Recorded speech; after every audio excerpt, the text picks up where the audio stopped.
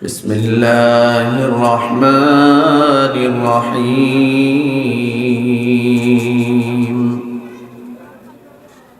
وقال الذين كفروا আল্লাহ তাআলা বলেন কাফেররা বলে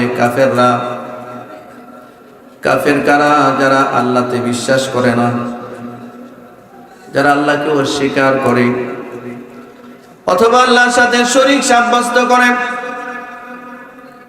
যারা সংশয়বাদ নাস্তিক্যবাদ পোষণ করে, এরা কাফের।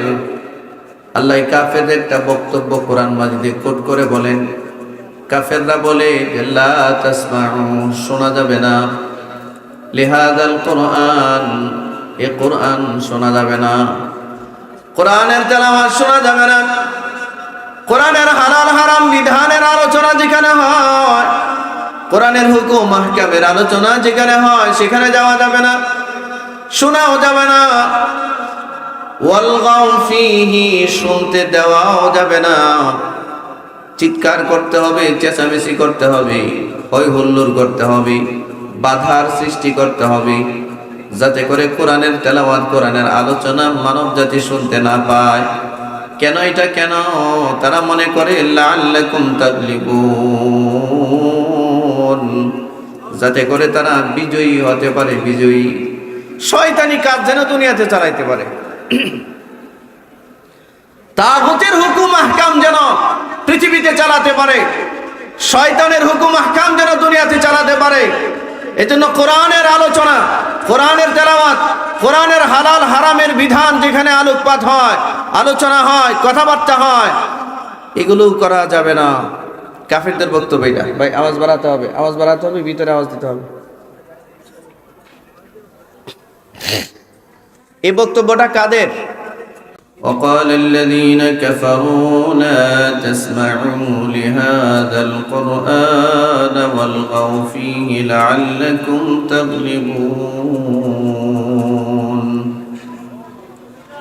وقال تعالى وإذا قرئ القرآن فاستمعوا له وأنصتوا لعلكم ترحمون صدق الله العظيم وصدق له رسوله النبي الأمي الكريم وقال رسول الله صلى الله عليه وسلم تركت فيكم أمرين لن تضلوا ما تمسكتم بهما كتاب الله وسنتي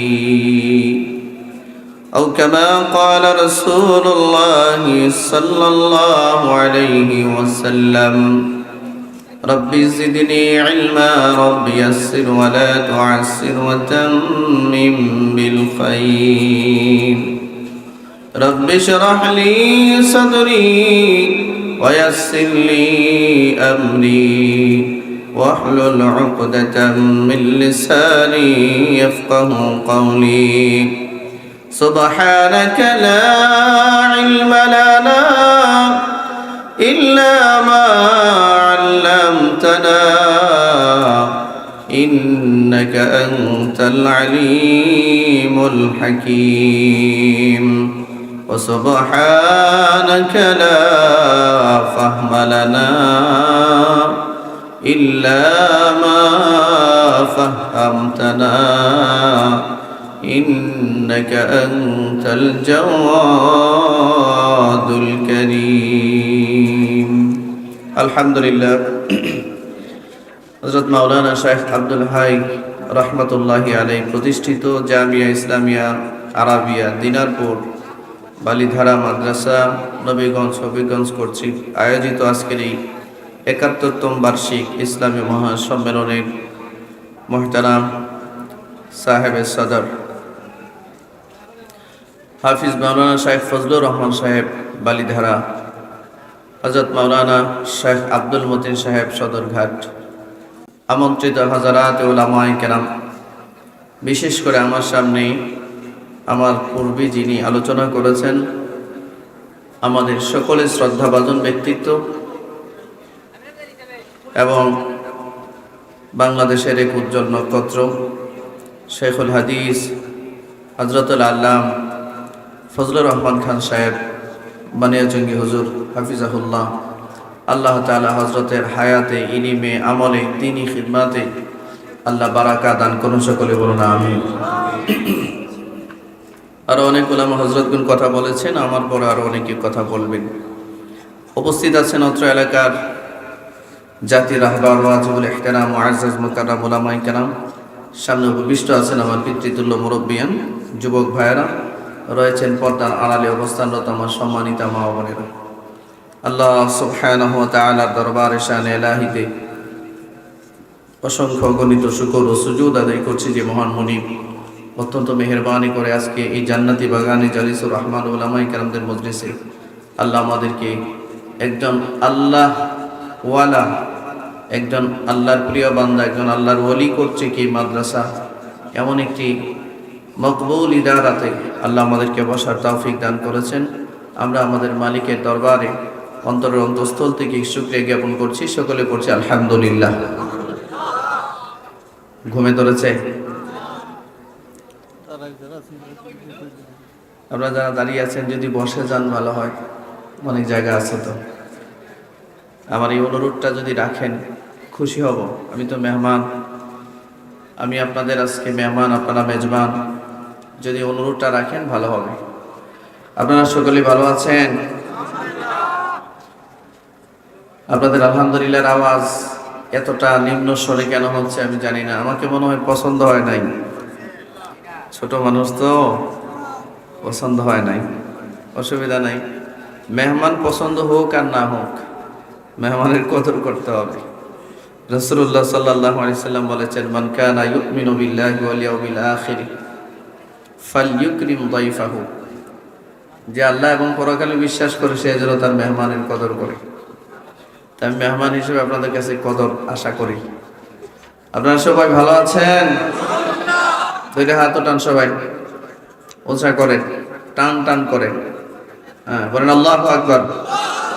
আস্তে বললে হবে না। শাহজালাল রাহমাতুল্লাহ আলাইহির পূর্ণভূমির মানুষ আপনারা, জোরে চিৎকার করে বলেন আল্লাহু আকবার। আরো জোরে আল্লাহু আকবার, আলহামদুলিল্লাহ, সুবহানাল্লাহ, আল্লাহু আকবার। এটা নাড়াচাড়া দেন, নাড়াচাড়া দেন, অলসতা দূর করে। এদিকে শতভাগ মতাবজ্জ, এদিকে হন, মনোযোগ এদিকে দেন, এদিকে। সম্মানিত হাজিরিন, আমি আপনাদের সামনে কালামে পাকের বেশ কয়েকখানা আয়াত আপনাদের সামনে তিলাওয়াত করেছি। রাসূলুল্লাহ সাল্লাল্লাহু আলাইহি ওয়াসাল্লামের অগণিত হাদিস থেকে এখানে হাদিস আপনাদের সামনে তিলাওয়াত করেছি। এর আলোকে আপনাদের সামনে কিছু আলোকপাত করতে চাই। আল্লাহ ইখলাসের সহিত বলার আর শুনবার, আমল করবার তৌফিক আমাদের উভয় পক্ষকে দান করুন, বলুন আমিন। আল্লাহ তাআলা বলেন, কথা বলে না, কাফেরদের আবার ইমানদারদেরকে লক্ষ্য করে আল্লাহ তাআলা বলেন, وَإِذَا قُرِئَ الْقُرْآنُ فَاسْتَمِعُوا لَهُ। হে ইমানদার, তোমাদের সামনে যখন আল্লাহর কালামের তেলাওয়াত হয়, আল্লাহর কোরআনের পাঠ হয়, আল্লাহর কোরআনের হালাল হারামের বিধানের আলোচনা হয়, ফাসতামিউ লা, চুপ করে শোনো, ওয়া আনসিতু, গভীর মনোযোগ সহকারে শোনো, লাআল্লাকুম তুরহামুন, যাতে করে তোমাদের উপরে আল্লাহর পক্ষ থেকে রহমত নাজিল হয়। কাফেররা বলে কোরআন শোনা যাবে না। এই মুট মুট খাওয়া বন্ধ করেন, এদিকে তাকান। ডিস্টার্ব হয়েছে? বুট খাওয়া যাবে না, এটা বুট খাওয়ার মজলিস না, এটার আদব রক্ষা করতে হবে, ঠিক না? এইটার চারপাশে ফেরেশতারা আমাদেরকে পরিবেষ্টন করে আকাশ পর্যন্ত দাঁড়িয়ে আছে। সুবহানাল্লাহ বলতে ইচ্ছে করলো না? বিশ্বাস হয় না? ফেরেশতারা যে দাঁড়িয়ে আছে বিশ্বাস হয় না? কার কার বিশ্বাস হয়? সবার? ফেরেশতা তো কোনোদিন দেখলাম না, না হাত নামান। কোনো কিছু না দেখলে কি অবিশ্বাস করা লাগবে? আচ্ছা, এখন আমি যেখানে বসে আছি এই মঞ্চে, এই প্যান্ডেলে, এই চেয়ারে বসে যদি কোনো চাইনিজ কোনো আলেম চায়না ভাষায়, চীনের ভাষায় কোরআন হাদিসের আলোচনা করে, আপনারা কিছু বুঝবেন? হ্যাঁ, কেন বুঝবেন না? কারণ আমাদের চীনা ভাষা জানা নাই, ঠিক কিনা? কিন্তু তিনি যে বক্তব্য দিচ্ছেন, সশরীরে উপস্থিত আছেন, বক্তব্যের শব্দ আমাদের কানে আসছে, আওয়াজ আসছে, কিন্তু বুঝছি না। এটা আমাদের দুর্বলতা। ভাষা না জানার কারণে বয়ান বুঝলাম না, ঠিক কিনা? কিন্তু এই কথা কি বলার সুযোগ আছে যে এটা কোনো বয়ানই হয় নাই? এটা বলার সুযোগ আছে? বয়ানও ঠিকই হয়েছে, চাইনিজ আলেম বয়ানও করেছে। আমাদের সমস্যা, আমরা ভাষা বুঝি না, এটা আমাদের ব্যর্থতা। এই জন্য আমরা বক্তব্য বুঝলাম না। ঠিক তদ্রুপ এটা চারপাশে অসংখ্য ফেরেশতা দাঁড়িয়ে আছে, আমরা আমাদের এই চোখ দিয়ে ফেরেশতা দেখি না, কিন্তু এই জন্য অস্বীকার করা যাবে না যে ফেরেশতা নাই, ফেরেশতা আছে। আলহামদুলিল্লাহ বলেন। মনোযোগ আছে এদিকে? মনোযোগ আছে? মনোযোগ আছে? তো আল্লাহ রাব্বুল আলামিন বলেন, তোমাদের সামনে আল্লাহর কালামের তেলাওয়াত যখন করা হয়, ওয়া ইযা কুরিআল কুরআনু ফাসতামিউ লাহু ওয়া আনসিতু, যখন তোমাদের সামনে আল্লাহর কালামের তেলাওয়াত হয়, তোমরা গভীর মনোযোগ সহকারে আল্লাহর কালামের তেলাওয়াত শোনো। সুবহানাল্লাহ বলেন। লাআল্লাকুম তুরহামুন, যাতে করে তোমাদের উপরে আল্লাহর পক্ষ থেকে রহমত নাজিল হয়। এ ভাই, পৃথিবীতে ধারা দুইটা হয়ে গেছে। 2025 সাল চলছে, এটা কত সাল? জুড়ে বলেন, কত সাল? 2025 সালে সারা পৃথিবীর জনসংখ্যা দাঁড়িয়েছে 809 কোটি। কত কোটি? 809 কোটি মানুষের ভিতরে মাত্র 200 কোটি মানুষ বিলিভার্স, বিশ্বাসী, ইমানদার, এক আল্লাহতে বিশ্বাস করে, তাওহীদবাদী। 800 থেকে 200 গেলে থাকে কয়শো? জোরে বলেন। এই 600 কোটি মানুষ ডিসবিলিভার্স, আনবিলিভার্স, অমুসলিম, কাফের, মুশরিক, ইহুদি, নাসারা, সব মিলায় মানুষও যেমন দুই ভাগে বিভক্ত হয়ে গেছে।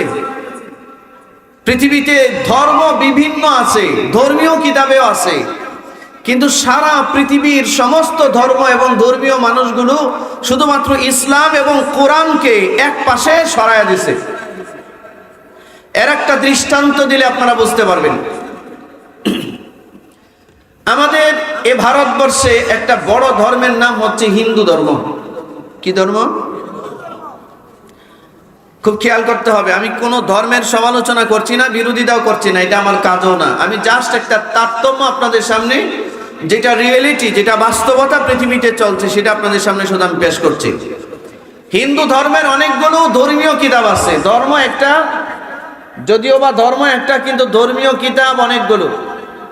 একটু হালকা চা দিলে ভালো হয়, চিনি ছাড়া। ধর্মীয় কিতাব কতগুলো? অনেকগুলো। একটা কিতাবের নাম তাদের গীতা। জোরে বলেন, কি নাম? গীতা। একটা কিতাবের নাম মহাভারত, একটা কিতাবের নাম রামায়ণ, একটা কিতাবের নাম পুরাণ, একটা কিতাবের নাম তুরান। ধর্ম একটা, কিতাব পাঁচটা। পাঁচটার নাম আমি বললাম, এছাড়া আরো আছে। যেই ধর্ম একটা হয়, এই ধর্মের কিতাব যদি হয় পাঁচটা, তাহলে ধর্মের 12টা বাজবে না? কথা বলেন রে ভাই। এই পানিটা দাও তো, এই পানিটা দাও। আপনি একটু জিকির করেন, লা ইলাহা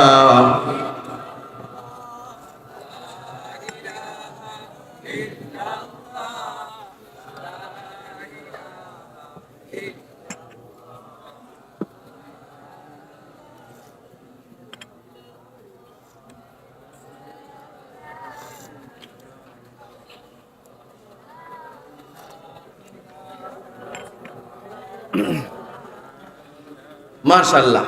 রাত্রে খান নাই আপনারা? রাত্রে খান নাই? সিলেটের মানুষের মুখের আওয়াজ এরকম আমি এর আগে কোনোদিন শুনি নাই। আল্লাহ বুঝ দান করুক, বলেন আমিন। মহতারাম হাজরিন, ধর্ম একটা, তার কিতাব হওয়ারও কথা একটা, ঠিক কিনা? আপনাদের কিতাব 5টার নাম বললাম, এছাড়া তো নাম ছাড়া আরো বহু আছে না? আহারে কি ধর্ম দিছে আল্লাহ এদেরকে! আল্লাহ দেয় নাই, ওরা নিজেরা বানায় নিছে, ঠিক কিনা? হ্যাঁ, জুড়ে বলেন না কেন? এরা গরুর দুধ খাওয়া বাদ দিয়া গরুর সেনা খাওয়া শুরু করছে। সেনা বুঝেনি? কিতাবা মুখ মুখ বুঝেন নেই? হ্যাঁ, গরুর পেশাব পেশাব। ইন্ডিয়ার মহারাষ্ট্রে গত 2 দিন আগে পত্রিকায় আসছে, মহারাষ্ট্রে গরুর দুধের চেয়ে গরুর মুতের দাম বেশি। কোটি কোটি হিন্দুদের পণ্ডিত আছে, এটি সারা বছরে গোসল করে না।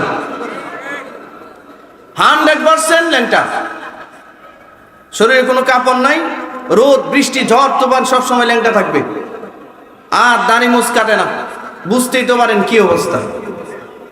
আজকে একটা দেখলাম, ওই মাহফিল থেকে আসার সময় দেখলাম, এটা 32 বছর যাবত গোসল করে না। কত বছর? এই যমুনা টেলিভিশনের ফেসবুক পেজে গিয়া দেখো, আজকে সংবাদ দিছে যমুনা টেলিভিশন থেকে যে ইন্ডিয়ান এক ঠাকুর 32 বছর যাবত গোসল করে না। আচ্ছা হুজুর বলেন যে 32 বছর যাবত গোসল করে না, এটা মানুষ আছে না কুকুর বিড়ালের সব খারাপ হয়ে গেছে? এই কথা বলেন না কেন মিয়া? আমরা 32 বছর তো দূরের কথা, 32 ঘন্টা গোসল না করে থাকতে পারি না। আলহামদুলিল্লাহ বলবেন না? আল্লাহ আমাদেরকে সেই ফিতরতি ধর্ম দিয়েছেন, পৃথিবীর শ্রেষ্ঠ ধর্ম দিয়েছেন, চিৎকার করে বলেন আলহামদুলিল্লাহ। ওরা খায় গরুর গোবর। ওই দিন একটা দেখলাম রুটি দিয়া সমানে গরুর গোবর খাচ্ছে। আপনারা দিলে খাবেন তো গরুর? আমরা রুটি খাই গরুর গোশত দিয়া, ঠিক কিনা? ওরা আসতেছে আমাদেরকে মারবো, প্রস্তুতি নিতেছে আমাদেরকে কি করবে? মারবো। স্বপ্ন দেখতেছে, হ্যাঁ আমাদেরকে মারবে। যেই জাতি মরলে শহীদ হয়, যেই জাতি মরলে তার স্রষ্টার সাথে মোলাকাত হয়, যেই জাতি মরলে জান্নাতে যায়, যেই জাতি মৃত্যু হচ্ছে একটা আল্লাহর পক্ষ থেকে হাদিয়া, এই জাতিকে মৃত্যুর ভয় দেখিয়ে কোনো লাভ নাই, ঠিক কিনা? জোরে বলুন। এই জাতিকে মৃত্যুর ভয় দেখিয়ে লাভ নাই। মৃত্যুর ভয় আমাদের নয়, মৃত্যুর ভয় তো তাদের যারা তাদের স্রষ্টাকে ভুলে গিয়েছে, যারা সারা বছর ল্যাংটা থাকে, যারা সারা বছর গোসল করে না, যারা গরুর গোশত খাওয়া দুধ খাওয়া বাদ দিয়ে পেশাব খাওয়া শুরু করেছে। মৃত্যুর ভয় থাকলে ওদের আছে, আমাদের নয়, ঠিক কিনা? জোরে বলুন। আমরা যদি মৃত্যুবরণ করি, সেটা আমাদের রবের নামে মৃত্যুবরণ করব। আমরা মরলে শহীদ হব। আলহামদুলিল্লাহ বলতে ইচ্ছে করলো না? জোরে বলবেন না আলহামদুলিল্লাহ? আমাদেরকে মৃত্যুর ভয় দেখায় কোনো লাভ। সম্মানিত হাজরিন,